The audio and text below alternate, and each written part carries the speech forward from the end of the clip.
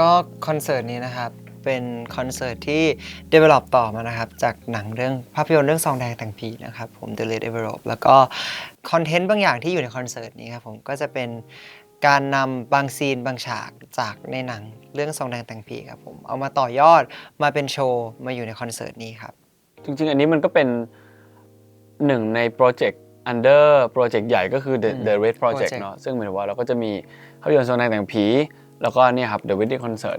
ที่มาคู่กันแล้วมันก็จะต่อยอดกันมาอย่างที่พี่ๆบอก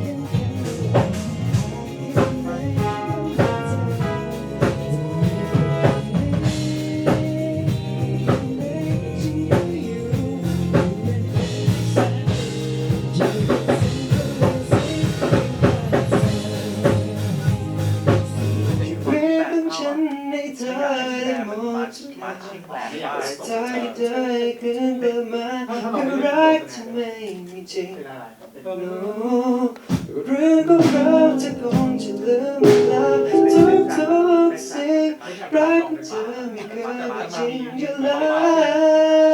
วโ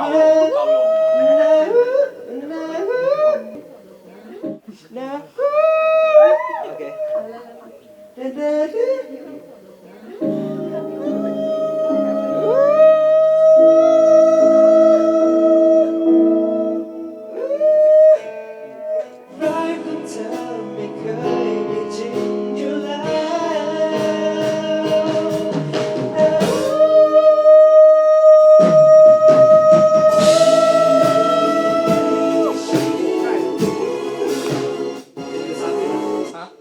อาจจะไม่ได้ต้องนานมากเดี๋ยวใช้ดีเลย์ช่วย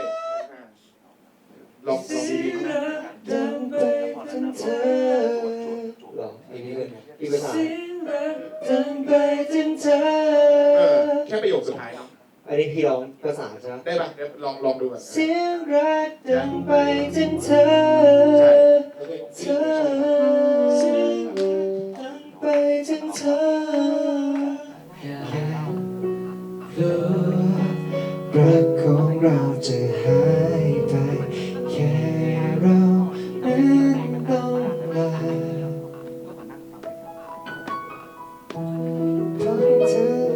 ภาพของเธอไม่นานเท่าไรภาพของเธอไม่นานเท่าไร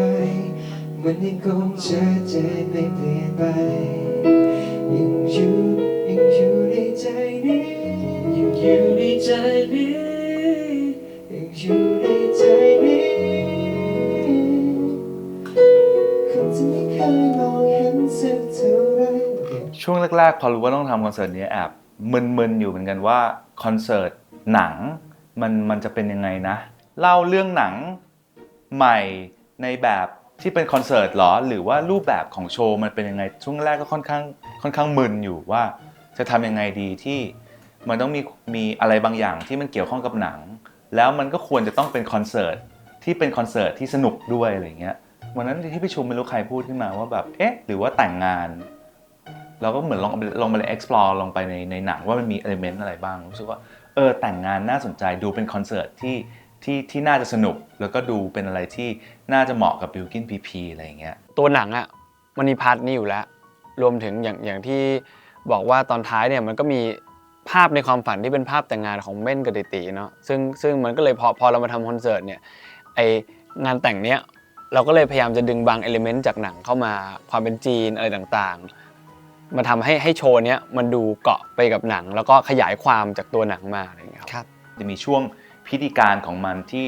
ยึดกึ่งว่าจะยึดรูปแบบตามงานแต่งก็คือมีคนออกมากล่าวต้อนรับนำเข้าเปิดตัวบ่าวสาวนำเข้าซีนเต้นรำที่มันเป็นเหมือนแบบ first dance ที่มันเป็นการเต้นเปิดฟอร์ของงานแต่งงานเข้าไปในสู่ช่วงที่มันควรจะมีเพลงรักโรแมนติกนะ เสร็จแล้วก็ทุกๆงานแต่งงานมันก็จะมี after party เราได้อันนี้ปุ๊บเรารู้สึกว่าเราจะทำให้ทั้งคอนเสิร์ตมันมีแค่ก้อนนี้มันจะกลมกล่อมไหมมันจะลงตัวไหมอะไรเงี้ยก็ยังไม่แน่ใจก็เลยเพิ่มพาร์ทหัวขึ้นมาว่าเปิดคอนเสิร์ตมันควรจะมีโชว์อะไรที่มันอลังการหน่อยนะแล้วก็ดึงความเป็นจีนของซองแดงแต่งผีเนี่ยเอามาทำเป็นโชว์ก้อนหนึ่งมีเรื่องของเพลงใจหล่นที่แล้วเราอยู่ในเวดดิ้งแล้วเราจะร้องเพลงใจหล่นช่วงไหนวะก็เลยรู้สึกว่าโอเคงั้นมีช่วงหนึ่งที่มันมีความเป็นซีเนมาติกความดราม่าอะไรบางอย่างที่เราเล่าเรื่องของใจหล่นแล้วก็ยิ้มทั้งน้ำตาแล้วก็มีการแสดงที่มันเป็นกึ่งเป็นอาร์ตเพอร์ฟอร์แมนซ์บวกกับการร้องเพลงไปในตอนนั้นแล้วก็เข้ามาสู่อีกก้อนหนึ่งที่เราดึงอลิเมนต์จากซีนคลับออกมาที่มีเพลงตื่นแล้วรู้สึกว่ามันมีไอเดียของการโดนสิงกันก็รู้สึกว่าจริงๆไอก้อนคลับมันมีความเป็นพีมากๆอยู่แล้วแต่เรารู้สึกว่าเราทำยังไงให้บิลกินอยู่ในก้อนนี้ได้ก็เลยแบบนึกถึงการสิงของพีซึ่งอยู่ในหนังก็มีการสิงบิลกินไปเต้นโพลแดนซ์ก็เลยรู้สึกว่าเอาไอเดียเนี้ยมาเมิร์จกันเพื่อให้บิลกินอยู่ในก้อนนี้ได้ส่วนก้อนลูกทุ่งเนี่ยอันนี้จริงๆก็ไม่เชิงว่าเกี่ยวข้องอะไรกับหนังมากอาจจะมีแวบๆที่บิลกินมีปลอมตัวไปเป็นนักร้องลูกทุ่งเนาะแต่มันก็ไม่ชัดแต่จริงๆแล้วก็คือแอบใส่ลงไปเพราะว่ารู้สึกว่าในคอนเสิร์ตในทุกคอนเสิร์ตเราจะพยายามให้น้องๆทั้งสองคนมีอะไรใหม่ๆที่ออกจากเซฟโซนที่ไม่เคยทำแล้วก็เป็นโชว์ที่ทุกคนไม่เคยเห็นก็เลยรู้สึกว่าครั้งนี้มันก็ต่อเนื่องมาจากซีนคลับก็เราใส่พาร์ทลูกทุ่งเข้าไปก็น่าจะลงตัวน่าจะสนุกอะไรอย่างเงี้ยครับอันนี้ก็จะเป็นโครงสร้างของโชว์ทั้งหมดก็จะเป็นอย่างที่บอกก็คือตัวพันที่เข้ายากๆหลายใช่จริงๆในที่นี้ใช่แต่มันต้องซ้อมคู่กันที่สำคัญก็เลยเป็นจุดที่มันได้สำคัญมาเริ่มไปค่อยๆ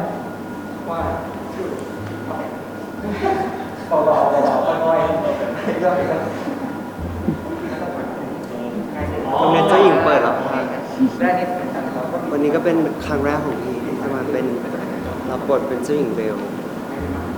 Beauty and the Beast ไปแต่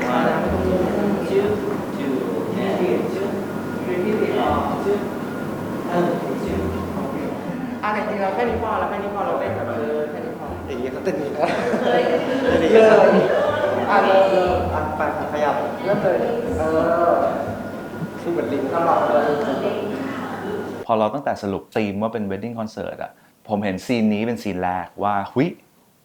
ต้องมีซีนนี้ที่จะไปกับธีม wedding แล้วก็รู้สึกว่าอยากคิดอะไรใหม่ๆก่อนในมุมที่ว่าเขาไม่เคยทำสิ่งนี้แล้วมันน่าจะท้าทายความสามารถเขาในการที่จะมาเต้นรำในแบบ ballroom หรือว่าในแบบ musical อะไรเงี้ยซึ่งอันนี้เป็นซีนที่คิดก่อนแล้วเขาก็ซ้อมก่อนเลยแล้วก็ค่อนข้างใช้เวลานานด้วยสำหรับซีนนี้เพราะว่าเขาไม่เคยเต้นในรูปแบบนี้แล้วก็เคลื่อนไหวในแบบนี้มาก่อน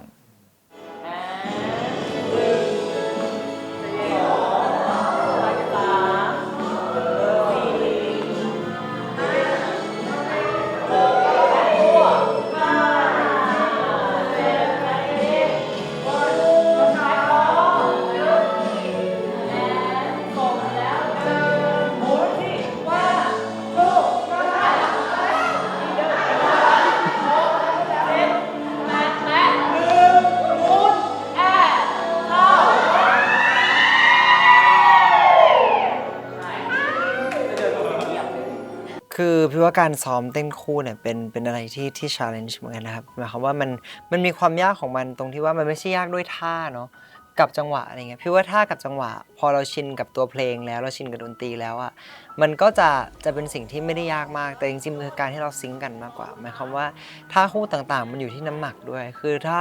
คนนึงถ่ายน้ำหนักมากเกินไปหรือคนนึงดึงน้ำหนักแรงเกินไปมันก็จะทำให้การเต้นคู่ของเราเนี่ยมันออกมาไม่สมูทครับผมซึ่งเราก็ใช้เวลาหาสิ่งนี้กันเยอะมากๆพอสมควรหมายความว่า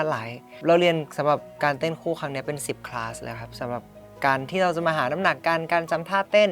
การนับจังหวะกันและกันอะไรเงี้ยก็ถือว่าค่อนข้างยากพอสมควรแต่พอมันได้จุดตรงกลางกันแล้วพี่ว่ามันก็ทำให้ทุกอย่างมันสมูทขึ้นแล้วก็ไปได้ดีขึ้นเยอะเลยครับ เอาปล่อยวันนี้ ใช่ป่ะโห ใช่ไหมฮะอันเนี้ยพอปุ๊บเอ็นปุ๊บปล่อยนี่แล้วช่วยเอาเนื้อ อ๋อดึงเข่า ใช่ จริงๆถ้าผมวางที่เข่านี่ผมสบายแล้วเนี่ย ไม่ได้ตัวเราจะคล่องไม่เท่ หมายถึงว่าถ้ารับ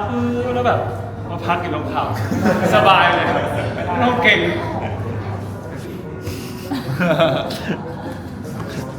วิดีโอแฟชั่น เป็นพรีเวดดิ้งแบบแซ่บ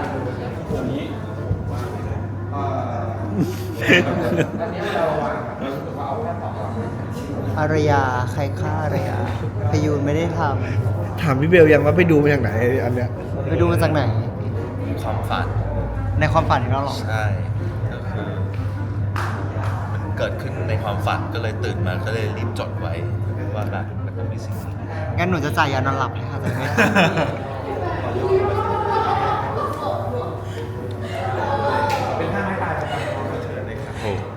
เราไม่ได้เลยอันเนี้ยโคตรยากเลย อะไรอะไร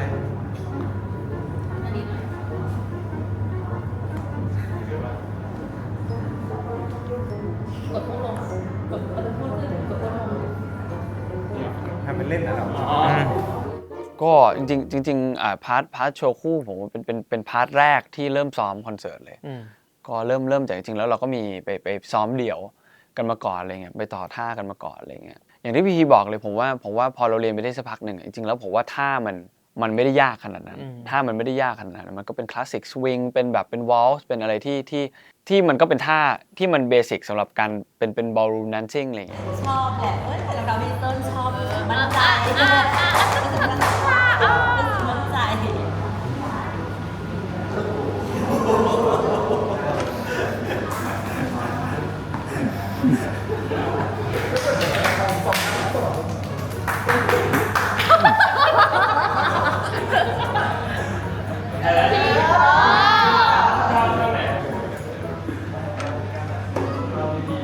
เอ้ยสวยแล้ว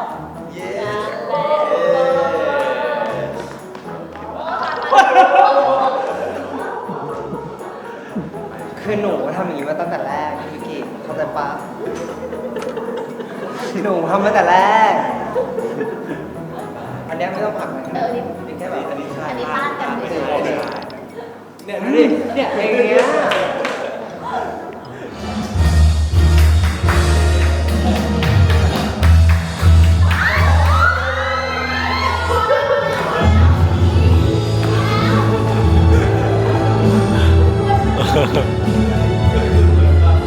เรากลัวมันปล่อย แต่ผมว่าสิ่งที่มันยากอะอย่างที่บอกเลยมันคือการอยู่ด้วยกันอะคือการเต้นคู่มันคือเต้นคู่จริงๆอะมันคือการที่เราต้องรวม2เป็น1อะการจะไปซ้ายการจะไปขวา การจะเดินหน้าการจะถอยหลัง การจะพุชพูกันการจะแบบเทิร์นกันอะไรเงี้ยผมว่าทุกๆอย่างมันคือเรื่องของการทำซ้ำไปเรื่อยเพื่อที่ทำให้เรารู้จังหวะและน้ำหนักของกันและกันอะไรเงี้ยซึ่งผมว่าก็ใช้เวลานานมากแล้วก็สุดท้ายก็ออกมาอย่างที่คนเห็นก็ถือว่าเป็นผลลัพธ์ที่ เราพึงพอใจ เราพึงพอใจแล้วกัน เราทำดีที่สุดโอเค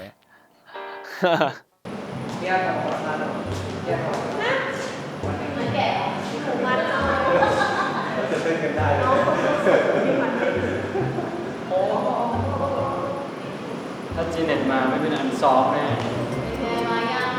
มารับมาแล้วชุหมา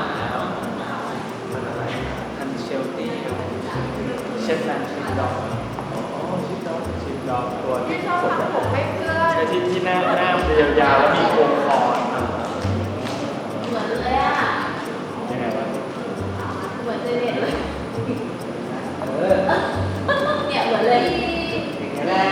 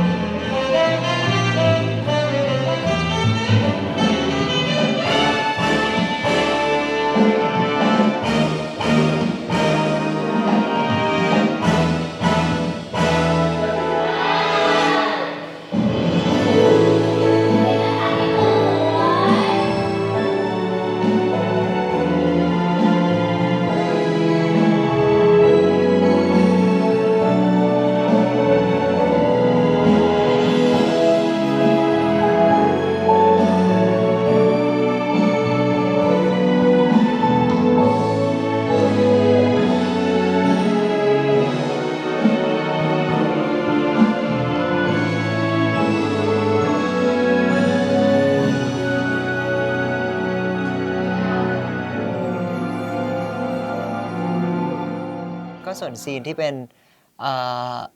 โพแดนซ์ที่บิลกินไปเต้นใช่ไหมครับที่ตอนแรกก็เป็นการแบบว่าเหมือนหนูไปสิงบิลกินแต่ครั้งนี้ก็จะเห็นตัวตีเนี่ยออกมาเต้นด้วยเหมือนกันครับผมพี่ว่ามันก็อาจจะเป็นแบบมองได้ยังไงเนี่ย2แบบไหมเหมือนแบบสะท้อนมาว่าจริงๆว่าเหมือนตอนตีสิงเม่นก็เต้นแบบนี้หรือว่าอาจจะเป็นภาพ2แบบแยกออกมาอย่างนี้เปล่าครับผม ใช่แล้วก็ดึงเข่าขึ้นใช่ทีนี้ดึงเข่าขึ้นให้ถึงอกมันจะสวย ดึงเข่าไปถึงอกเลย ใช่ค่ะ พยายามถึงอกมันจะได้ขึ้นสูง กาเลิศลุยแรงเยอะไปอีกช้าๆโอ้เซ็กซี่มากเสร็จปุ๊บแล้วเดิน ให้ผมแบบรูดไปผมเองนะ คราวนี้ขาใช่ป่ะ ผมแบบผมไม่ต้องโหดนะผมแบบผมเล่นเลยผมเองว่า พอขึ้นตรงข้างนี้กางขาข้างนี้ออกแล้วก็เผาถึงรอบอ่ะพึบใจเย็นๆหาจนตัวเองจะทำได้แล้วก็ไปปึ๊บไปสะบัดผมเป็นหัวใจ เหมือนเลยเนี่ยเขาแก้หมดเลย จริงๆผมว่าความโชคดีคือมันได้มีการเวิร์กช็อปมาค่อนข้างเยอะเหมือนกันตอนที่ต้องถ่ายหนังอะไรเงี้ยผมว่าด้วยความอินเทนส์ของความถ่ายหนังด้วยแหละมันต้องขึ้นไปเรื่อยๆมันต้องเล่นหลายเทคอะไรเงี้ยมันก็เลยเหมือนกับว่าต้องเตรียมตัวมาอย่างดีจริงๆแล้วก็เหมือนกึ่งๆว่าผมก็ได้เบสิกมาประมาณนึงก่อนที่จะมาเข้าคอนเสิร์ตนี้อะไรเงี้ยพอเข้าคอนเสิร์ตนี้มันเลยเหมือนกับว่ามันก็เอาพาร์ทนั้นน่ะมาต่อยอดต่อเป็นท่าอื่นๆอะไรเงี้ยแต่ว่าเบสิกในเรื่องการกริปปิ้งเรื่องการถ่ายน้ำหนักบนเสาอะไรเงี้ยจริงๆแล้วมันก็ใช้ของเดิมได้แล้วก็ต่อยอดท่าใหม่เข้าไปแล้วก็เติมคอริโอที่เขาทำมามากกว่าอะไรเงี้ย ครั้งแรกเลยครับผมแต่ว่าก็รู้สึกว่าไม่ได้ยากมากละกันเพราะว่าเหมือนเราผ่านหลายๆคอนเสิร์ตเราผ่านเอฟเฟกต์ต่างๆที่มันดูแบบว่ายากมากมายกว่านี้แล้ว มันก็จะใช้เป็นพี่ว่าจริงๆมันก็คือหลักๆมันคือการบาลานซ์เนี่ยแหละครับผมแล้วก็การถ่ายน้ำหนัก ซึ่งพี่ก็จะได้มาจากการที่เล่นห่วงมาแล้วด้วยโหนสลิงมาแล้วด้วยอะไรเงี้ยมันก็เลยอาจจะบาลานซ์ไม่ได้ยากมากเพราะเราเหมือนเรารู้อยู่แล้วว่า จริงๆมันจะต้องประมาณไหนอะไรเงี้ย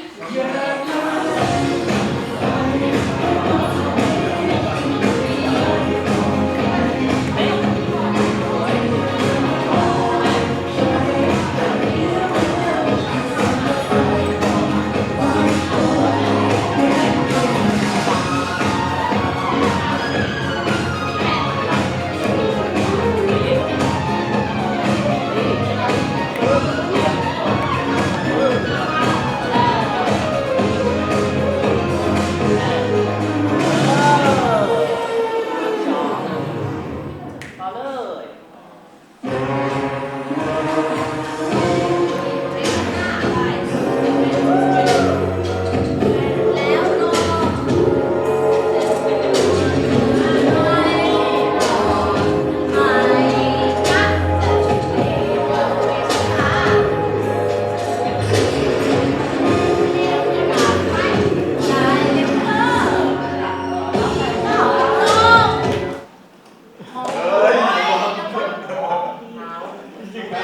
แค่นี้อ่ะไม่ปล่อยไปโซโล่เนี่ย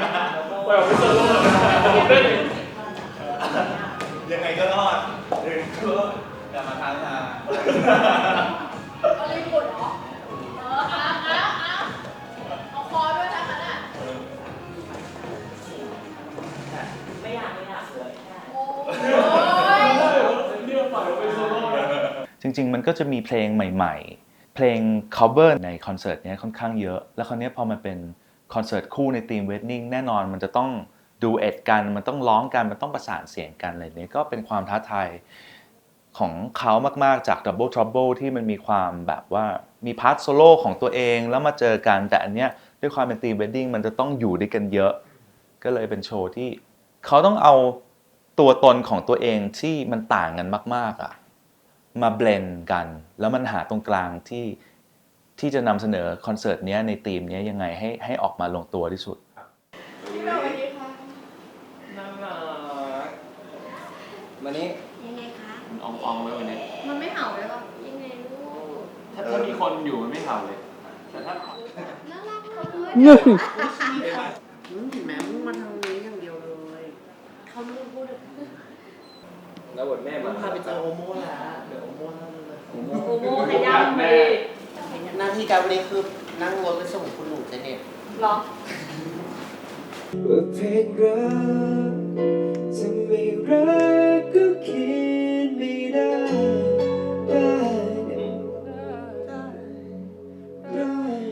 เหมือนหายใจออกก็ได้ ไม่รักก็เขียนไม่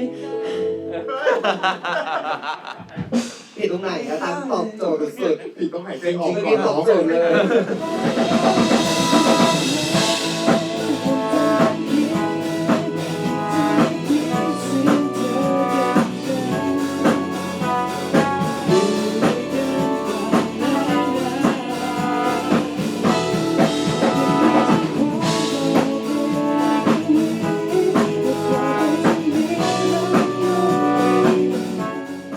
แล้วก็มีความท้าทายในเชิงของเพลงลูกทุ่ง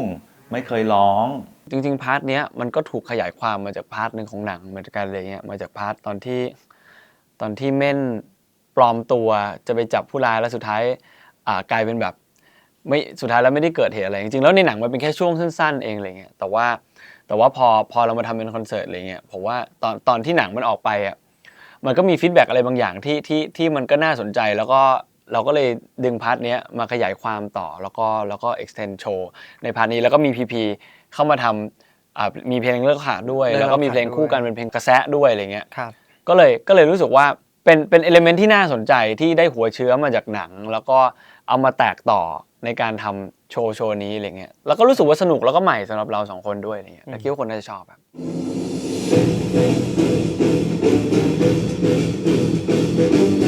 หลอกหลอก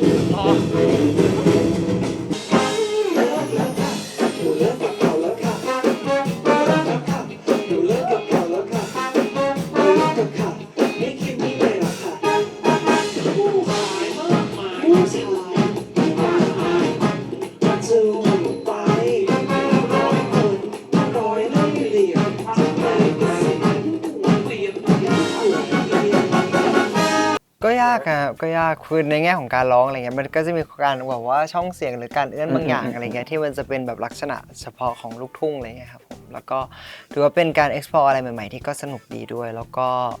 รอบหน้าก็อาจจะไปเจอกันในเพลงดาวมหาลัย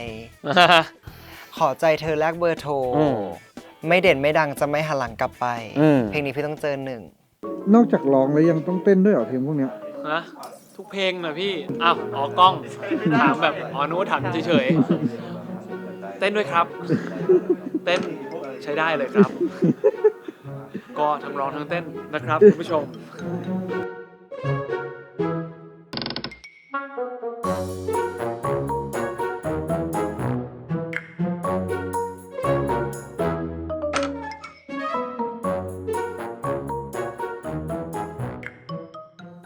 จริงๆเพลงที่ผมเลือกเองจริงๆมันจะมีเพลงJust the way you are เพราะว่าตอนนั้นจริงๆเหมือนกับว่าผมว่ามันเป็นช่องที่ไปได้หลายทางในช่วงที่แบบเดินข้ามสะพานมาอะไรเงี้ยซึ่งหมายถึงว่าผมรู้สึกว่าเพลงนี้ก็เป็นเพลงที่โรแมนติกอ่ะแอบเอารสนิยมส่วนตัวลงมาใส่นิดนึงอะไรเงี้ยในเพลงนี้ก็ค่อนข้างเป็นเพลงแบบเพลงโบราณคลาสสิกฮิต1เพลงแล้วก็รู้สึกว่าเป็นเพลงที่อยากร้องมากแล้วก็ชอบมากอยู่แล้วโดยส่วนตัวอะไรเงี้ยครับก็ส่วนตัวเหมือนกันนะครับเพราะว่าอย่าง Can't Help Falling in Love อย่างเงี้ยจริงๆมันเป็นเวอร์ชันแบบมีเก่ากว่านี้อีกแต่จริงๆเวอร์ชันที่พี่รู้สึกว่าพี่เอามาเป็น reference ให้พี่เบลเนี่ยมันจะมาจากหนังเรื่อง Crazy Rich Asians ซึ่งรู้สึกว่าแบบพอเหมือนซีนนั้นอ่ะมันซึ้งมากอะไรเงี้ยก็เลยอยากร้องเพลงนี้เหมือนกันแล้วรู้สึกว่ามันเป็นซีนที่ประกอบในซีนงานแต่งในหนังเรื่องนั้นพอดีตอนแรกขอน้ำไปด้วยว่าแบบอยากมีพื้นที่เป็นน้ำด้วยแบบในหนังแต่ว่าโดนตัดไปก่อนได้สะพานมาแทนตอนแรกในหนังว่าเดินมาปุ๊บมันจะมีน้ำไหลแต่ถ้าเดินมาน้ำก็คือกลัวคนดูหัวเปียกก็เลยไม่ได้ใช่กลัวคนดูแบบอย่างนี้เลยกับในอีกพาร์ทนึงก็จะมีเพลง Thousand Year อะไรอย่างเงี้ยอันนี้ก็ส่วนตัวเพราะว่าใครๆก็อยากเป็นเบลล่ากับเอ็ดเวิร์ดกันทางนั้น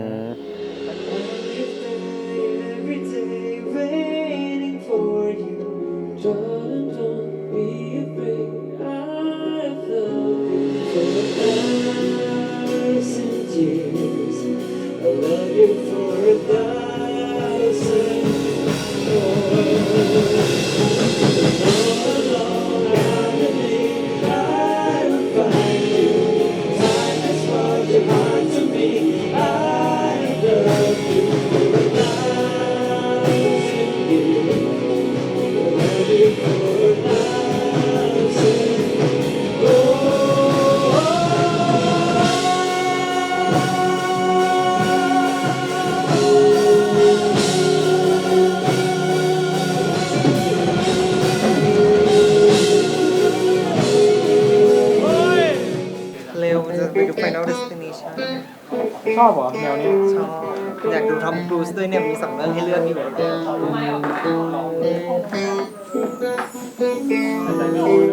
แล้วก็เป็นแบบเหมือนเป็นหนังแบบหนังไตรภาคเนาะมีไม่รู้กี่ภาค ทุกคนก็ต้องไปดูอะไรเงี้ยมันเหมือนแฮร์รี่พอตเตอร์มันก็เป็นอีกจักรวาลนึงที่รู้สึกว่าแบบชอบ แล้วก็รู้สึกว่ามันความหมายเพลงมันก็เหมาะสมกับในพาร์ทโชว์นี้ด้วยอะไรเงี้ยก็เลยยกมา2 เพลงนี้ครับผมที่เหลือบิวกิ้นน่าจะเลือกทางคอนเสิร์ต อีกเพลงหนึ่งที่ผมเลือกท้ายๆเลยก็คือเพลง Tonight I Celebrate My Love for You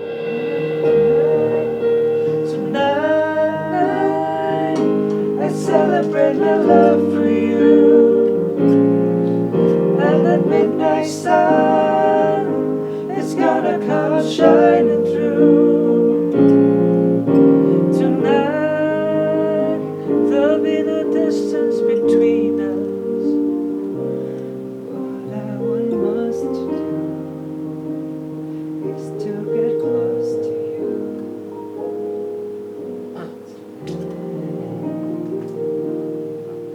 เพลงนี้เป็นเพลงที่โรแมนติกมากอะโรแมนติกมากอะไรเงี้ยเป็นเพลงของพี่โบ ไบรซันกับโรเบร์ต้าแฟลกอะไรเงี้ยก็รู้สึกว่าเป็นเพลงแบบที่ถ้าไม่ได้เป็นคอนเสิร์ตธีมงานแต่งอะคงไม่รู้จะเอาโอกาสนี้มา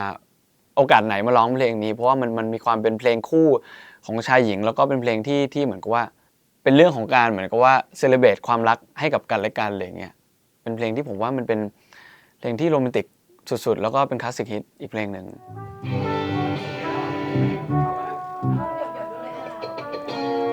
ภาษาจีนอาจจะเดี๋ยวต้องฝึกนิดนึงฝึกทั้งห้องฝึกทั้งห้อง จังเลยอาม่าคุณเก่งก็สวยเลยอ่ะไม่ได้ยินแย่อย่างตอนนี้เสียงไม่แล้วนี่เหมือนกันอากาศมันเปลี่ยนกันหลอดลมเป็นหลอดลมอยู่แล้วนะคะสวัสดีค่ะคุณผู้ชมพร้อมนะคะวันนี้เป็นนักร้องแก่นักร้องเก่าเปล่านักร้องแก่นึกว่านักร้องเก่าแต่แรกมามีครูเด็กโอ้โหเดี๋ยวไปขอเข้าห้องน้ำจริงๆเริ่มต้นมันคือเราต้องพยายามที่จะดึงความเป็นหนังซองแดงแต่งผีเข้ามาในคอนเสิร์ตนี้ได้มากที่สุดเราก็ลองมาดูว่านักแสดงในเรื่องมีใครที่จะเหมาะที่จะมาทำโชว์ในโครงสร้างนี้ตรงไหนได้บ้างก็นึกถึงอาม่าของติตีก่อนแล้ววันนั้นที่ประชุมมีใครพูดมาไม่รู้ว่าจริงๆแล้วเอายายแต๋วมาข้ามยูนิเวอร์สก็น่าจะน่ารักดีนะแล้วก็เหมือนเป็นแบบเม่นก็มีอาม่าเหมือนกันนะเห็นภาพแล้วก็ชอบมากเลยก็เลยรู้สึกว่าโอเคงั้นเอาอาม่าแต๋วมาเป็นเกสแล้วก็แบบเรามาทำอะไรกันดีนะก็รู้สึกว่าถ้าเขาได้โชว์อะไรกันน่ารักที่มันเป็นสไตล์แบบผู้ใหญ่หน่อยก็น่าจะดีอะไรอย่างเงี้ยก็เลยคิดถึงเพลงจีนก่อนแต่คราวนี้ก็เลยนึกถึงเพลงผ้าเช็ดหน้าอีกเพลงหนึ่งเพราะว่าผ้าเช็ดหน้านี่จริงๆแล้วทำนองมาจากเพลงจีนมันเป็นคอมบิเนชันที่ลงตัวที่ซองแดงหนังผีมีความเป็นจีนมีความเป็นอาม่ากับเพลงจีนแล้วก็มีความเป็นเพลงผ้าเช็ดหน้าที่ทุกคนคุ้นเคยแล้วก็ดูเป็น Triumph Kingdom ที่ดูมีความเป็นวัยรุ่นและอาม่ามาร้องในเพลงนี้ก็น่าจะน่ารักดีอย่าว่าหายใจใจรัก1 2 3 4ไม่อยากทอดสะพานค่ะเขาเป๊ะมากเจอกันมาตั้งนานแล้วแล้วทำไมไม่บอกกูไม่ได้หลับโอเคตรงนี้จีมองเห็นไหมจ๊ะอุตส่าห์ที่ให้เจอเก็บทำไมไม่เก็บสักทีละจ๊ะแล้วตรงนี้ก็เต้นโยกไปนะคะว่ามันเหมือนมันอมยิ้มตลอดเลยเนาะผมว่ามันน่ารักอ่ะผมว่าพอได้เห็นอาม่าปุ๊อาม่าแต๋วอะไรเงี้ยมาอยู่ด้วยกันมาพูดคุยกันมาอยู่ในบทบาทของการแบบเป็นญาติผู้ใหญ่ของเม่นกับติตีอะไรเงี้ยผมว่ามันเป็นวายที่น่ารักอ่ะจริงๆแล้วผมว่าด้วยธรรมชาติของอาม่าทั้งสองคนนี้เป็นคนที่น่ารักอยู่แล้วด้วยตั้งแต่ตอนที่เราแบบทำงานด้วยกันอะไรเงี้ยเขาก็เป็นคนที่เอ็นดูเราอยู่ตลอดแล้วก็เป็นคนที่น่ารักมากๆอะไรเงี้ยก็เลยรู้สึกว่าพอเขามาอยู่ในโชว์นี้เขาน่าจะเป็นญาติผู้ใหญ่ที่น่ารักมากก็ไม่แน่ใจว่าทำไมเขาเอาอาม่า2อาม่าซึ่งอยู่กันคนละทิศมาเจอกันแต่ว่าก็คิดว่าไหนๆเราก็เป็นอาม่าฝั่งเม่นเขาเชิญมาเจอกับอาม่าฝั่งติตีก็ดีค่ะทำให้เราได้มีความรู้สึกว่าเรา2คนเป็นผู้ใหญ่ฝ่ายทั้ง2ฝ่ายคือกำลังจะบอกว่า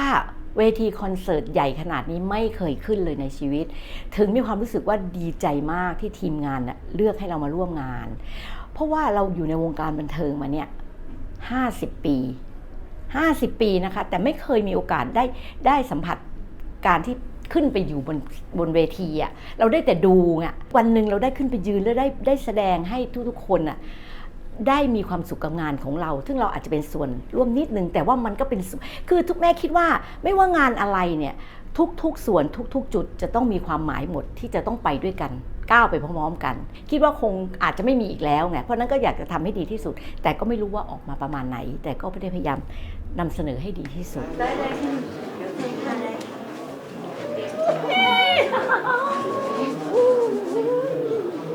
ไม่ฟุ้งไม่จะแต่อยู่ after party ไหมครับอยากอยู่นะเพราะเมื่อก่อนเคยพลาดเลยนะเหรอไอ้วันนี้ได้สิแต่ว่าเลิกเลยนะเลิกไม่กลัวน้องมากมาถ่ายรูปกันจริงๆไม่ได้ไปด้วยนะคนพูดนี้นะให้ยายมาเหนื่อยหลายวันเลยเนี่ยยายชอบใช่ไหมพอแล้วจะได้ไม่ต้องรีบเดี๋ยวลูกรีบสงสารลูกเหนื่อยจะต่อว่าหน่อยวะเสื้อที่ให้ผ้าตัวใหญ่ให้มากใส่ไม่ได้ นี่การ์ดตัวเล็กเอาของการ์ดไปมากคอนเสิร์ตนี้จริงๆก็พยายามจะมีเกสเท่าที่จำเป็นแหละแล้วก็รู้สึกว่าการทำคอนเสิร์ตแล้วมีเกสก็คือทำให้มันมีสีสันมีเซอร์ไพรส์อะไรพิเศษให้กับคนดูในคอนเสิร์ตใช่ไหมครับแต่พอมาในธีมงานแต่งเนี่ยมันก็โอเคมี after party แล้วก็มี wedding singer ได้ก็เลยรู้สึกว่าใครกันนะที่จะเป็นนักร้องงานแต่งที่น่าจะมาร้องในงานแต่งของเม่นกับตีตีอะไรเงี้ยก็ลิสต์กันอยู่หลายชื่อแล้วก็มาลงตัวที่พี่ตู่พี่หนึ่งแล้วก็พี่ปั๊บซึ่งพี่ตู่พี่หนึ่งเนี่ยภาพชัดเจนอยู่แล้วว่านักร้องเพลงรักอบอุ่นโรแมนติกแล้วก็อยู่ในงานแต่งมากมายที่ทุกคนได้เห็นแต่พอพี่ปั๊บเนี่ยรู้สึกว่าอีกคนนึงใครดีนะที่อาจจะไม่ได้ดูเป็นนักร้องงานแต่งมากแต่ก็มีความอบอุ่นอะไรบางอย่างแล้วก็มีความที่จะมาอยู่กับบิลกิ้นพีได้แล้วไม่รู้สึกขัดเขินน่ะก็รู้สึกว่านึกถึงพี่ปั๊บแล้วก็น่าจะสนุกดีแล้วก็น่าจะเซอร์ไพรส์ว่า2 วันเป็นสไตล์นึงอีกวันนึงเป็นแบบพี่ปั๊บที่มีความร็อกขึ้นมาหน่อยอะไรอย่างเงี้ยฮะ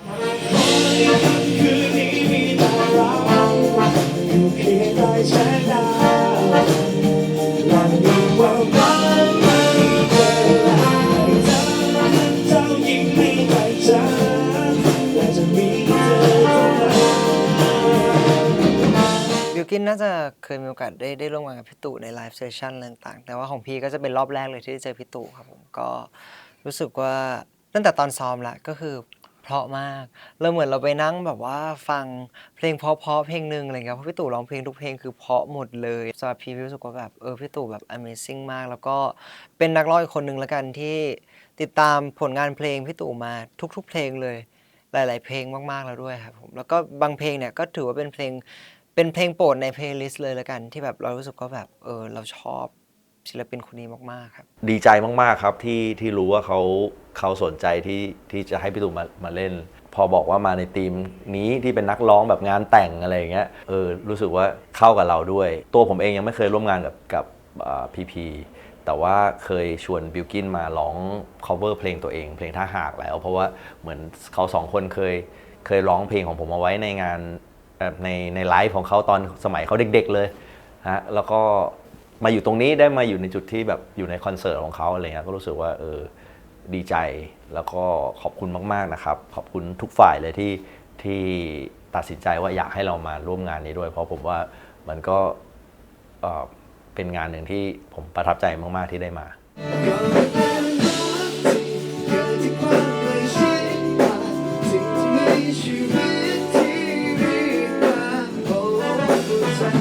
EDC ก็จริงๆเป็นอีกหนึ่งตัวพ่อที่แบบก็เหมือนกันที่แบบหนึ่งก็คือร้องเพลงงานแต่งเป็นเจ้าพ่อความโรแมนติกที่หมายถึงว่าร้องเพลงงานแต่งเยอะแล้วก็เป็นคนที่ถูกใจเราด้วยหมายถึงว่ามีรสนิยมที่ชอบวิธีการชอบสไตล์ของเขามากๆอะไรเงี้ยจริงๆพี่ตู่กับพี่หนึ่งอ่ะมีความแบบสูสีกันในตำแหน่งนี้เลยนะก็เลยรู้สึกว่าจริงๆแล้วเลือกไม่ได้ก็เลยให้กันมาคนละวันมันก็ได้อีกคัลเลอร์หนึ่งได้อีกรสชาติหนึ่งที่ผมว่ามันก็โรแมนติกเหมือนกันในอีกแบบนึงแล้วก็รวมถึงเมื่อวานนี้เขาร้องเพลงสิ่งมีชีวิตใช่ไหมโอ้โห ผมนั่งฟังอยู่ตอนที่ผมกำลังจะเตรียมขึ้นไปรอเขาต่อนะโอ้โหเฮ้ยเท่มากสุดๆก็รู้สึกดีใจครับรู้สึกดีใจมากเลยที่น้องๆนึกถึงเรานะครับก็อย่างน้องบิลกินเองก็เราก็เคยเจอกันหลายงานแล้วก็บิลกินก็เคยมาร่วมรายการ ETC ชมมาแจมกับเราครั้งหนึ่งด้วยครับก็ยินดีมากๆเลยที่น้องติดต่อมานะครับก็ตอบรับเลยไม่คิดอะไรเลยครับ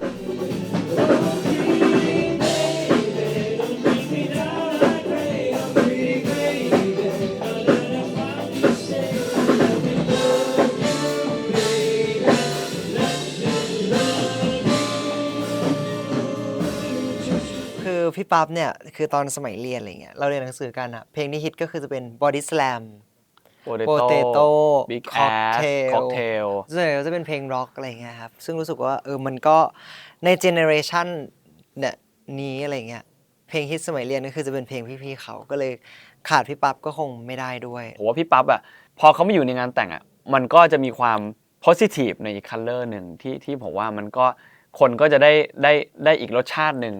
ในวันที่3อะไรเงี้ยซึ่งผมว่ามันก็พิเศษทั้ง3คนแล้วก็ทั้ง3แบบที่เป็น color ที่ไม่เหมือนกันชอบนะน่ารักดีอะไรเงี้ย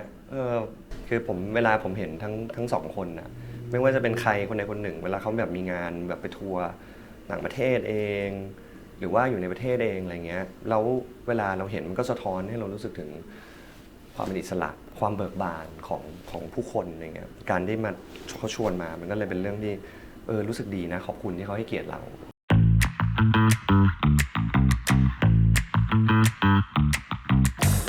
อันนี้เขาเริ่มเมาเรื่องยาวแล้วนะ เจ็บมากเลยอ่ะโอ้ยดูดิโอ้เจ็บขามากเลยอ่ะแบบโอ้เจ็บอ่ะเจ็บโน้นเจ็บนี่อ่ะ หนูจำได้แล้วค่ะครูไก่ตาหนูไปเบรกแล้ว เสื้อตัวเล็กเนี่ยเสื้อเล็กเลยเสื้อตัวเล็กเหรอ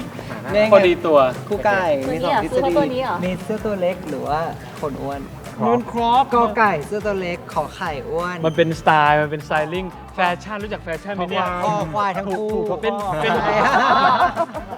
คนไร้ความรู้สึกเขาบอกเขาจะหมุนเองไม่ใช่หมายถึงว่าหมุนช่วยเขานิดนึงให้เขาดูได้ดีสวยไม่ผมบอกเขาแล้วเขาบอกเขาจะหมุนเองเขาบอกแค่ชูเฉยพอหมุนเสร็จแล้วอะพานี่เอาดึงมามือมาตอนนี้หมุนเขาให้ซีนเขาสวยหน่อยนางเลยยอมมิเซอร์ดูทำตามเธอไปไม่งั้นจุกไหมเธอแรงจะทะนุถนอมหน่อยได้ไหมครับฮะนี่สวิตใส่ไว้ใน XL จริงๆไม่กล้ามมันใหญ่ไงโอ้จริงด้วยกล้ามใหญ่มากกล้ามท้องใหญ่มากเลยเนี่ยนี่โชว์กล้องนี่โชว์กล้องเร็วเดี๋ยวคิดต้องนานโชว์ดิเร็วเ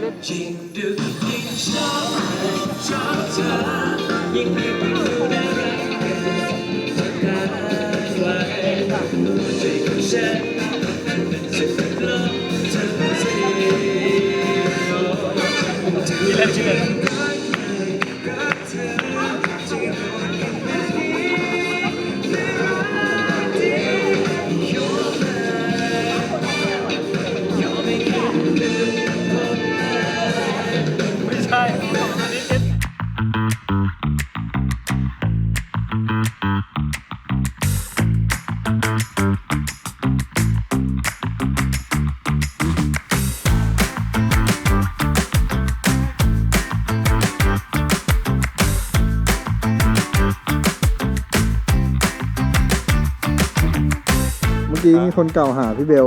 บอกว่าทั้งหมดทั้งมวลนี้เป็นความหาธรรมของพี่เบลมันอยู่ในหนังมันมีในหนัง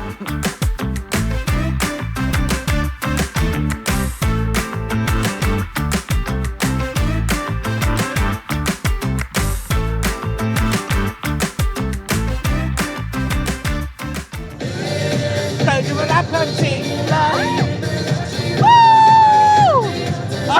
ไม่เกี่ยวกับหลอนค่ะไม่ต้องเต้น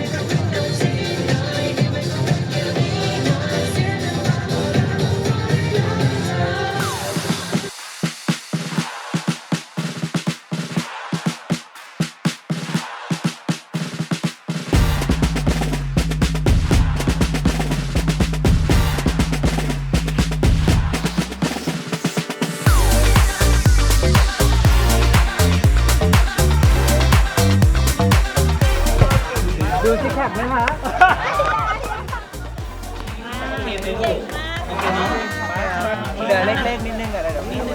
แรงกว่าแดนเซอร์อีกนะเดี๋ยวเต้นแรงกว่าแดนเซอร์เมื่อกี้กรีดคอจะแตก ผมนั่งอยู่ข้างหลังนู้นยังกรี๊ดเลยครับ ดูแต่ข้างหลังยังมันขนาดนี้ เล่นได้หลายเพลง นี่ แต่หน้าแดงมากแล้วนะหัวตกมากแล้วนะ มากกว่านี้ไม่ไหวแล้ว สวัสดีครับ สวัสดีครับพี่สวัสดีครับ สวัสดีครับ สวัสดีครับ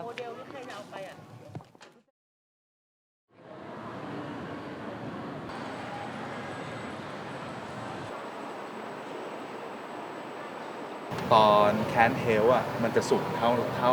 มันเธอต้องขึ้นบันไดไปเพื่อลอย บันไดนู้นใช่ไหม อันเนี้ยจะยกอยู่ตรงกลาง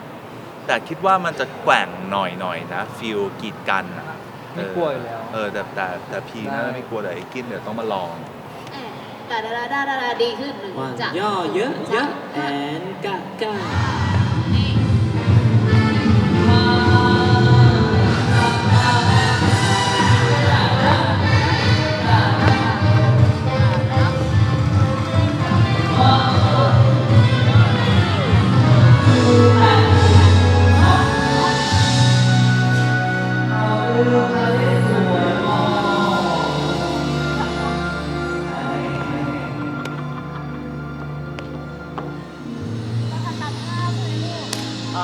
สลิดตรงที่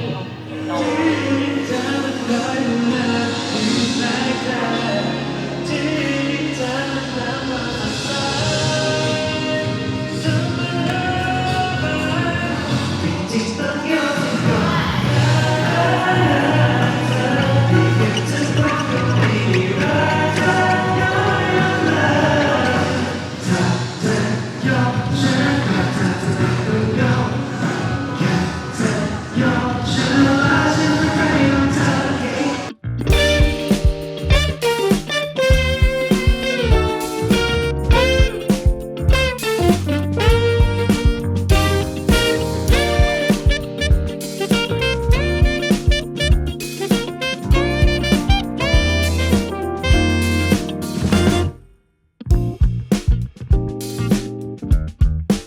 ไหวไหมครับ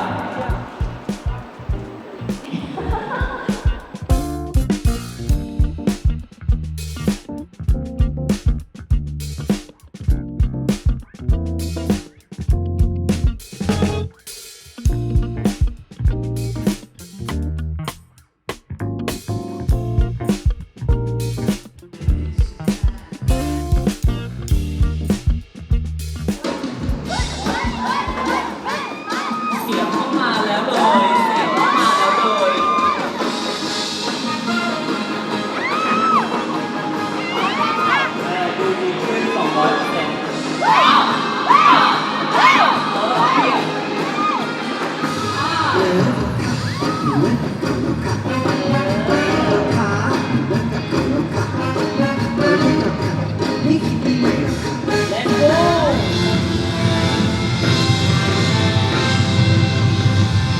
ดูดีขึ้น200%แผลเอากระเทอเข้ากระเป๋า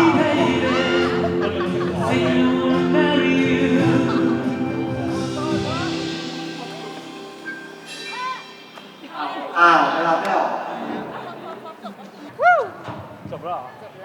ล้ว เสร็จ เนาะ แล้วเหรอวันนี้ ป่ะที่ไปเที่ยวเลย จำได้หรือเปล่า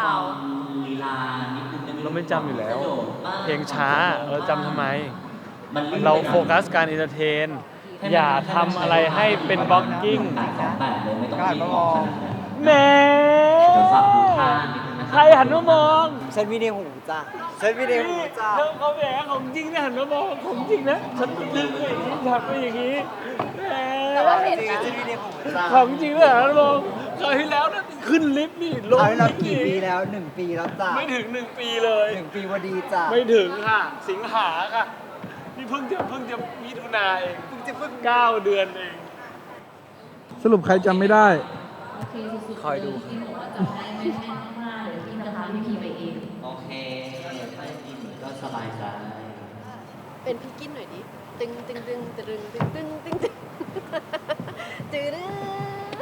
แคทเธอรีนค่ะยิงมัน ปังปังปัง เหมือนปะล่ะอย่างเงี้ย แคทเธอรีนปะล่ะ เต็มเป็นแบบเค้กเนาะอันนี้เป็นคนแบบตั้งใจดีไซน์ ใช่แล้วก็คือจากโจทย์เลยก็คือทั้งคีย์อาร์ตทั้งอะไรเงี้ยมันก็ดูเป็นเค้กตั้งแต่ต้น เราก็จะเอาตัวนี้แหละมาเป็นไอเดียหลัก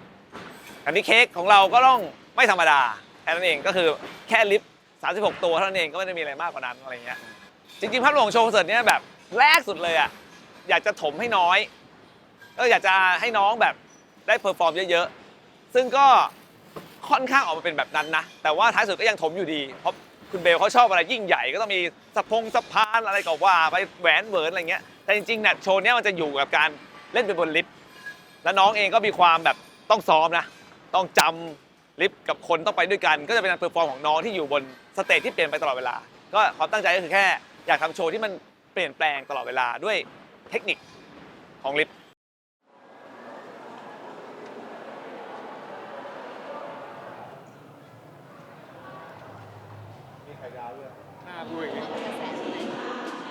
คนละวงกับเมื่อวานนะ วงใหม่ เมื่อคืน ได้มาเมื่อคืนสดๆร้อน จำไม่ได้ ไม่น่าซื้อเองอ่ะ แล้วก็ไม่รู้ตัวไหนด้วยเอาจริง มันเนี่ยซื้อเองไปเลยงงเลยเหรอ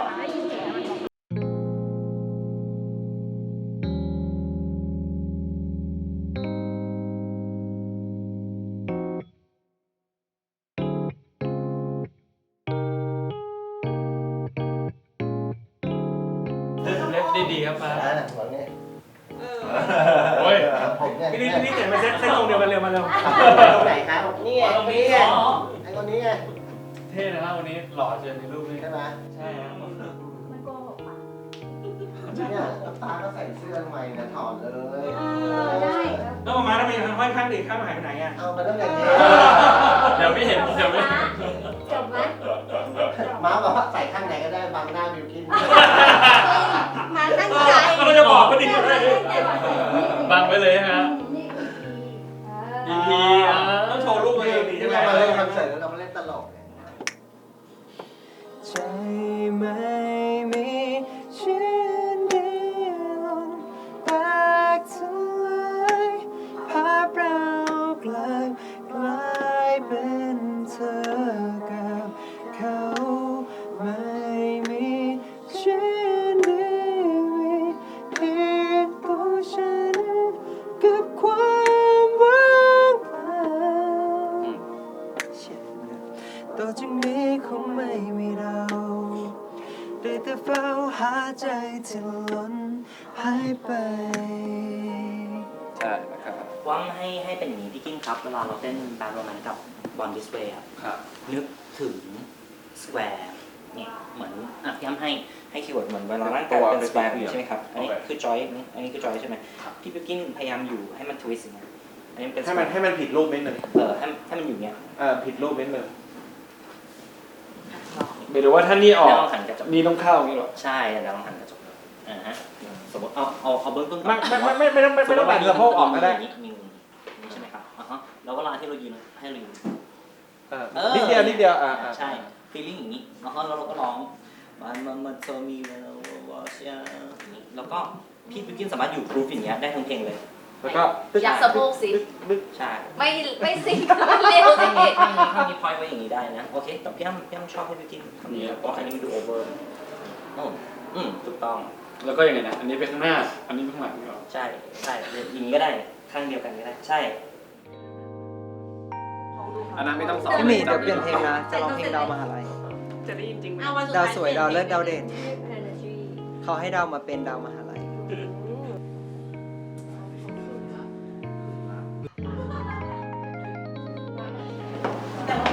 มาแล้ว มาแล้วเปิดตัวอย่างนี้ เปิดตัวยิ่งเอ้ย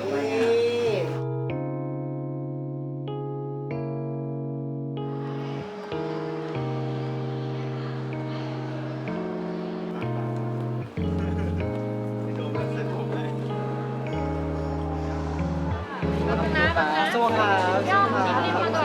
โอ้ my god สาวโตอินสุด อุ้ยอาม่าเฮ้ยเต้น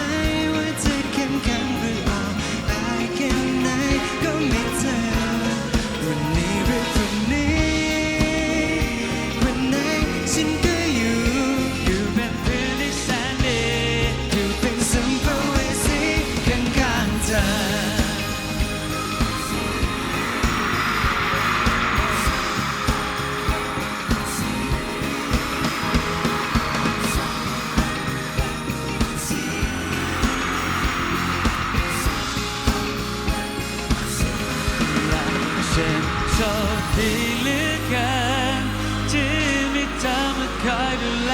อยู่ใกล้ๆที่มีเธอมาเติมความสดใสเสมอไปไม่รู้ว่าจะตอบแทนอย่างไรและฉันโชคดีเหลือเกินไม่ว่าจะเข้มแข็งหรืออ่อนแอแค่ไหนก็ไม่เจอวันนี้หรือพรุ่งนี้วันไหนฉันก็อยู่เป็นเพื่อนที่แสนดีจะเป็นสัมภเวสีฉันก็ยอม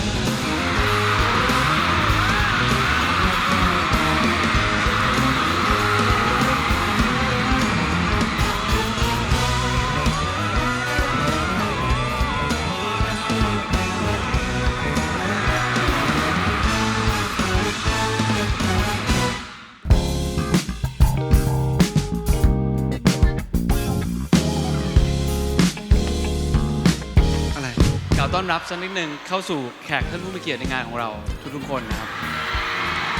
ก็ขอต้อนรับทุกคนนะครับเข้างานแต่งงาน ของพวกเราอย่างเป็นทางการนะครับผมของเม่นแล้วก็จีคือก่อนที่เราจะเข้าเป็นพิธีการแบบจริงๆจังๆเนี่ยเรามีเพลงต่อไปก่อนเป็นเพลงที่เป็นเพลงประกอบภาพยนตร์เรื่องซองแดงแต่งผีแล้วกันที่ไม่เคยร้องที่ไหนเลยครับผมก็จะมาร้องที่นี่เป็นทีแรกครับจบเพลงนี้แล้วเดี๋ยวจะแฮปปี้กันเต็มที่เลยวันนี้ให้ไปท่องโลกความเศร้าของติตีสักนิดหนึ่ง ชีวิตของฉันในเธอได้หมดทุกอย่างแต่สุดท้ายที่เธอให้คืนกลับมาคือรักที่ไม่มีจริง No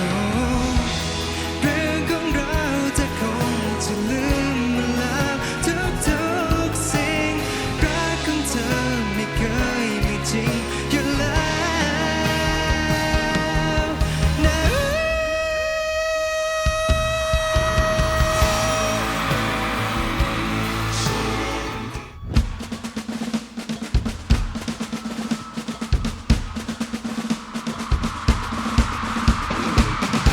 Hello gorgeous wake up from your dream and come to the real world bitch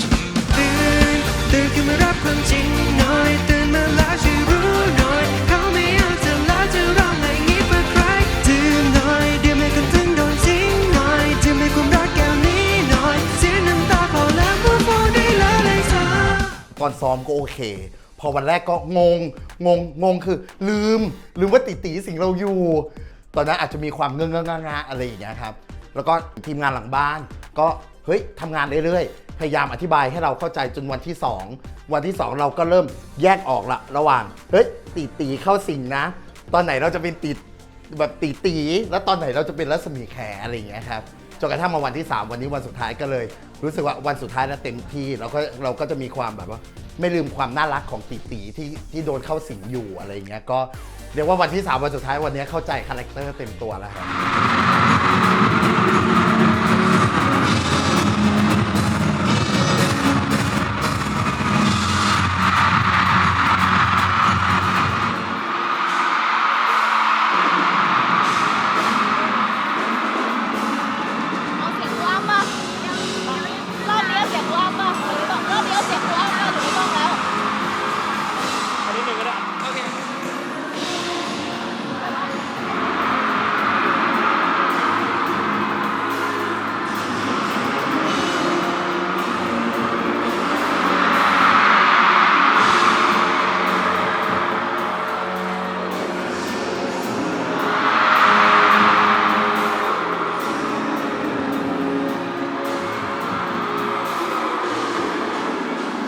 เ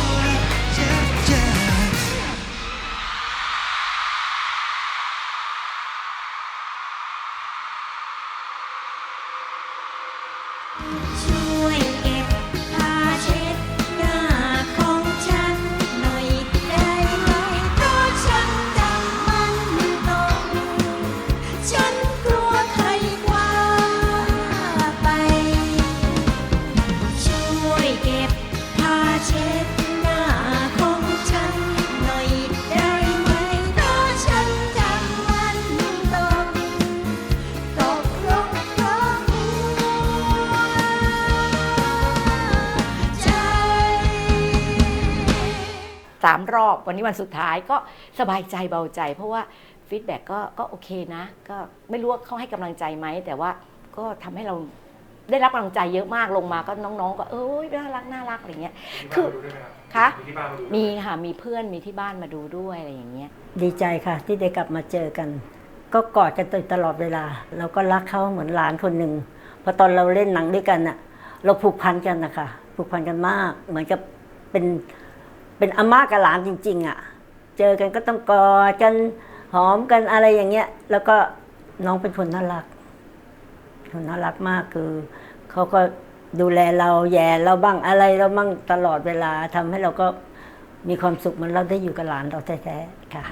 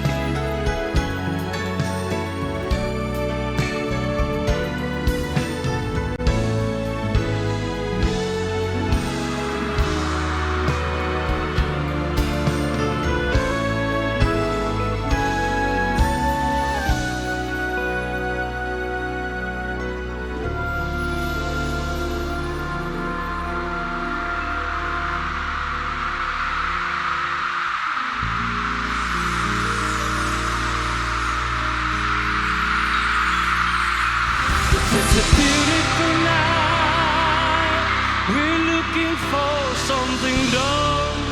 to do. Who cares for you? I think I wanna marry you.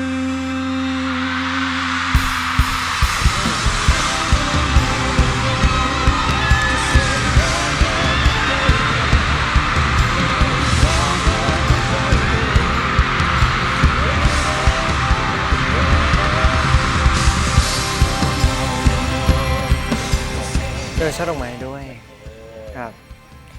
ก็ challenge อยู่เพราะว่ามันสูงมากเป็นการโยนช่อดอกไม้ที่สุ่มเสี่ยงต่อการโดนหัวแดนเซอร์อย่างรุนแรง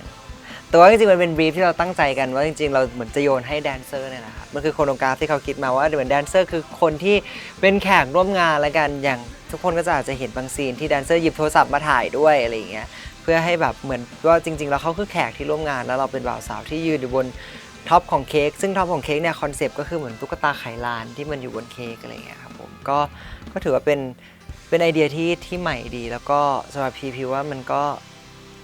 ฟูลฟิลความฝันแล้วกันอย่างน้อยก็ได้มาโยนดอกไม้ในงานแต่งงานจากเมืองทิพย์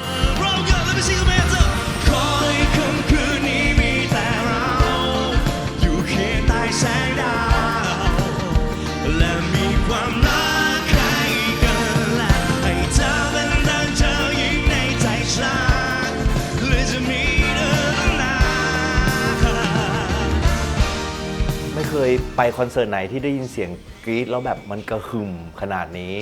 ดังขนาดนี้แล้วไม่ใช่ดังอย่างเดียวต่อเนื่องแบบทั้งโชว์นอกจากพลังของน้องๆแล้วพลังของแฟนคลับนี่คือน่าทึ่งมากไม่รู้เขาเอาแรงมาจากไหนประทับใจในพาร์ทของทั้งโชว์เองที่ทั้งพีกับบิลกินผมว่าเขาแบบขุดทุกอย่างออกมาเพื่อทำให้แฟนคลับเขาแฮปปี้จริงๆเชื่อว่ามีภาพที่ทุกคนมาแล้วไม่ผิดหวังอ่ะเพราะว่าน่าจะเป็นภาพที่ไม่เคยเห็นมาก่อนเช่นแบบว่าบิลกินมาโพลแดนซิ่งอะไรอย่างเงี้ยก็คือสุดมากครับ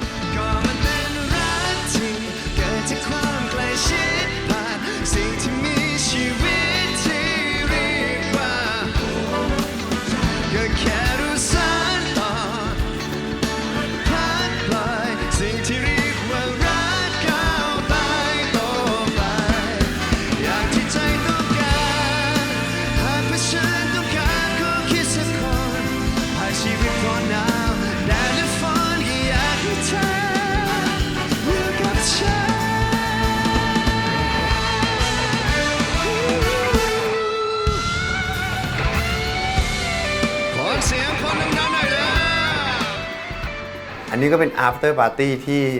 น่าจะพีคที่สุดเท่าที่เคยร้องมาสำหรับงานแต่งงานของเม่นและติตีนะครับก็รู้สึกว่าคือด้วยคนเขาแบบเขามาเชียร์จริงๆ2คนเนี่ยคือแบบโอ้โหเขาเชียร์เม่นกับตีมากๆเลยอย่างเงี้ยมันก็รับรู้ได้ถึงพลังงานที่เขาส่งขึ้นมาบนเวทีตลอดนะครับแคทวอล์กดีมากฮะได้เจอแฟนเพลงเยอะมากแล้วก็ได้เจอคนที่ไม่ใช่แค่คนไทยคนต่างชาติก็เยอะมากฮะก็เหมือนได้แนะนำตัวให้แฟนชาวต่างชาติได้รู้จักนั่นแหละว่าอ๋ออันนี้น่าจะเป็นศิลปินประเทศไทยนะ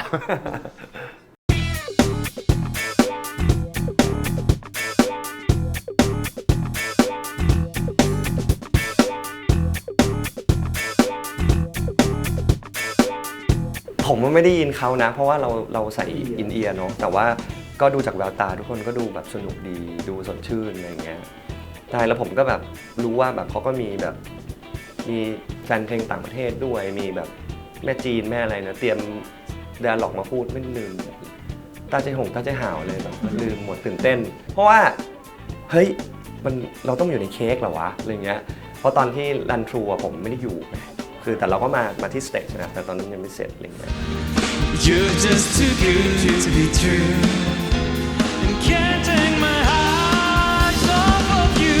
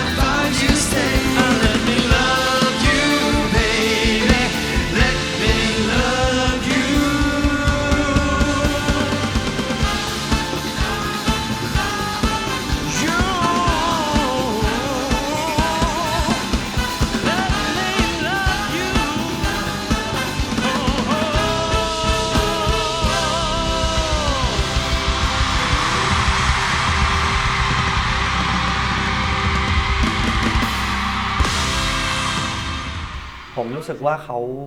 เป็นสิ่งที่จริงใจในทุกๆบทบาทอยู่แล้วทั้งนักแสดงทั้งร้องเพลงเมื่อกี้ที่ฟังทั้งเต้นทั้งอะไรอย่างเงี้ยเราก็รู้สึกว่าเขามีความแบบเป็นจริงๆตรงนั้นแล้วก็ทำได้ดีด้วยก็ยังอยากเห็นผลงานเขาทั้งสองคนไม่ว่าจะเป็นเวไหนก็ตามโลดแล่นต่อไปก็สำหรับ PP Bilkin นะครับก็เป็น2นักร้องที่มีคุณภาพนะครับแล้วก็มีคาแรคเตอร์ที่ชัดเจนมากเป็นศิลปินที่แบบเราคอยเฝ้าติดตามการพัฒนาของเขาอยู่ตลอดมาแล้วก็ได้เห็นความเติบโตในทุกๆอีรานะครับซึ่งเขาก็โตขึ้นเรื่อยๆโตขึ้นเรื่อยๆแล้วก็ความสามารถก็เยอะขึ้นแล้วก็ที่สำคัญผมว่าเป็นคือออร่าที่เขาแบบมันมีเยอะขึ้นเรื่อยๆที่เขาแบบส่งพลังมาให้คนได้รับความสุขกันจริงๆทั้งคู่เลยครับสำหรับเม่นกับตีนะครับก็อยากให้เม่นกับตีทำภาค2นะครับมี Red Envelope Part 2แล้วก็มีคอนเสิร์ตอีกจัดแบบนี้เลยแขกรับเชิญก็คนเดิมๆนะครับผมว่ามันลงตัวแล้วไงฝากด้วยแล้วกันนะครับอยากจะได้เวลาของเรากลับมาแต่คงต้องยอมปล่อยมือและบอกลาได้แต่ยิ้มให้กับเธอแล้วเจอกันใหม่ที่ใดที่หนึ่ง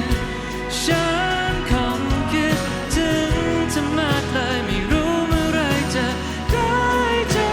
กันใหม่ที่ใดที่หนึ่งฉันจะคิดถึง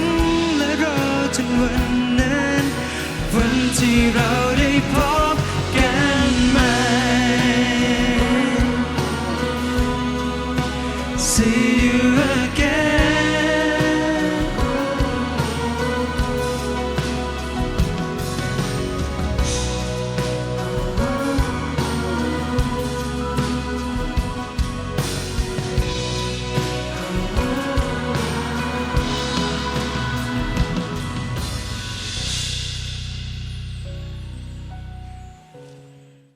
คือส่วนตัวพี่รู้สึกโล่งนะครับหมายความว่า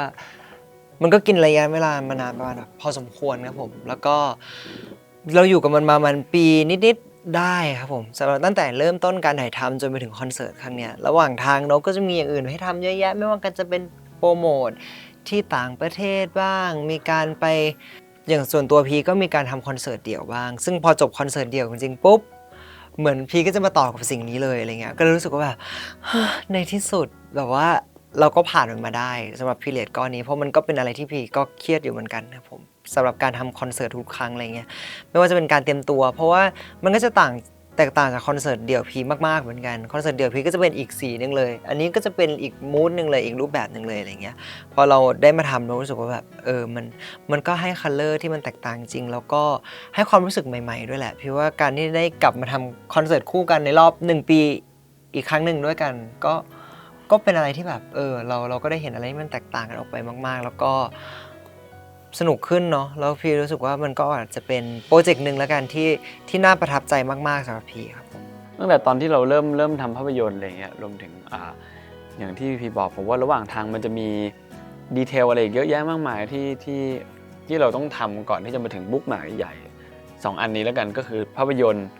กับคอนเสิร์ตอะไรเงี้ยมันมีทั้งการทำเพลงการถ่าย MV การโปรโมทการเตรียมตัวอะไรมากมายอะไรเงี้ยผมว่ามุมนึงมันก็โล่งใจที่มันเหมือนกับว่าเราเดินทางมาอย่างยาวนานแล้วก็มันกำลังจะจบลงอย่างสวยงาม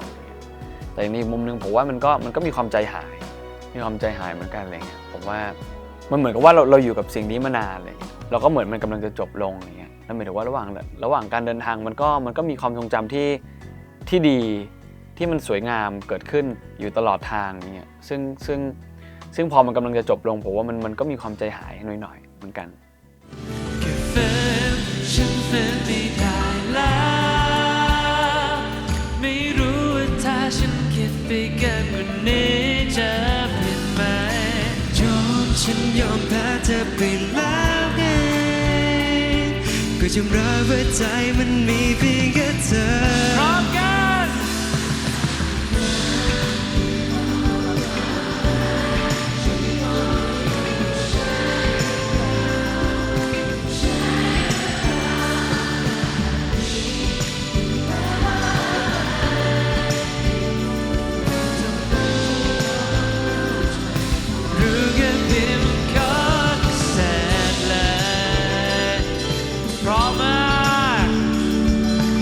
สุดท้ายแล้วนะขอสุดปอดเลยได้ไหมดังๆนะครับอยากสารภาพอยู่นะฉันก็ไม่รู้ว่าใช่หรือเปล่าไป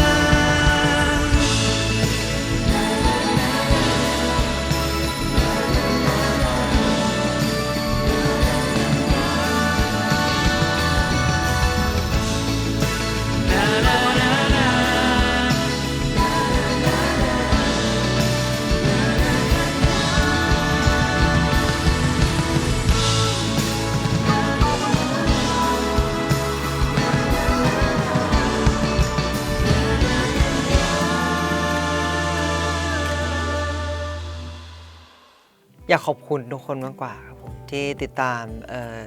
The Red Project ของเรามาตั้งแต่ต้นจนตอนนี้ก็คือสุดท้ายแล้วจริงๆแหละสำหรับ The Red Project นี้ไม่ว่าจะเป็นภาพยนตร์ซิงเกิลที่เราปล่อยกันมา5 เพลงหรือว่าคอนเสิร์ตนี้ทั้ง3 รอบนะครับผมก็อยากขอบคุณทุกคนมากๆที่ติดตามผลงานพวกเราแล้วก็ซัพพอร์ตพวกเรามากขนาดนี้นะครับผมพี่ว่าจริงๆโปรเจกต์นี้มันให้อะไรกับพวกเรา2 คนเยอะมากๆด้วยแล้วก็หวังว่าโปรเจกต์นี้ก็จะไปให้อะไรกับแฟนๆทุกๆคนด้วยเหมือนกันแล้วก็หวังว่าจะมีความประทับใจมีโมเมนต์ที่ดีเป็นความทรงจำที่ดีให้กันและกันครับผมสำหรับ The Red Project ครั้งนี้ครับ ก็จริงๆอยากขอบคุณเหมือนกันนะครับอยากขอบคุณมากๆที่ผมว่าที่ผ่านมาตลอดที่ผ่านมานะไม่ว่าเราสองคนจะทำอะไรเนี่ยผมว่าเรามีแรงสนับสนุนที่ดีในทุกๆทางมาตลอดจากแฟนๆอะไรอย่างเงี้ยซึ่งผมรู้สึกว่ามันเป็นแรงขับเคลื่อนหลักของเราเลยว่าหมายถึงว่าการที่เราจะทำอะไรการที่เราจะเดินไปข้างหน้าอะไรเงี้ยการที่มันได้รับการให้คุณค่าหรือมีคนให้คุณค่าอะไรเงี้ยผมว่ามันเป็นแรงใจที่สำคัญที่สุดเลยในการที่เราจะทำอะไรต่อไปกล้าที่จะทำกล้าที่จะคิดแล้วก็ลงมือทำมันจริงๆอะไรเงี้ยก็จริงๆผมว่าทุกๆอย่างที่มันเกิดขึ้นได้จริงๆผมว่ามันเกิดขึ้นได้เพราะว่ามีคนให้คุณค่ามันแล้วก็มีคนซัพพอร์ตเรามากขนาดนี้อะไรเงี้ยก็เป็นสิ่งที่เราทำขึ้นมาเพราะว่าทุกๆคนแล้วก็เพื่อทุกคนจริงๆก็ขอบคุณจากใจครับผมจะรู้อย่างนี้น่าจะรักกันมาตั้งนานนี่คืออะไรที่ฉันต้องการแต่มีเธอนำใกล้ๆเพิ่งรู้วันนี้ว่าจะมีเธอในหัวใจการไม่ใกล้เราได้รักดีเท่าไรรู้งี้เป็นแฟนกันตั้งนานแล้ว Only you complete me Every time you kiss me when you say only you complete me ไม่รู้งี้เล่นแฟนกันตั้งนานแล้ว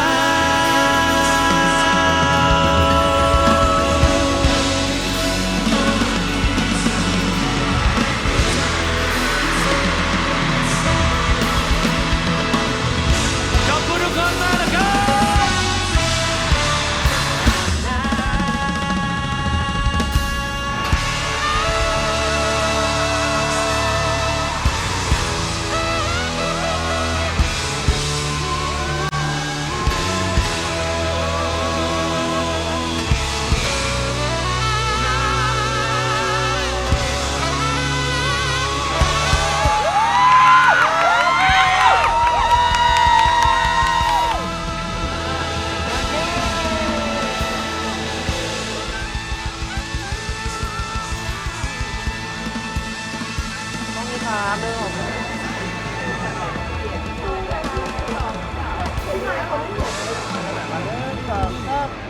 ดีครับ1 2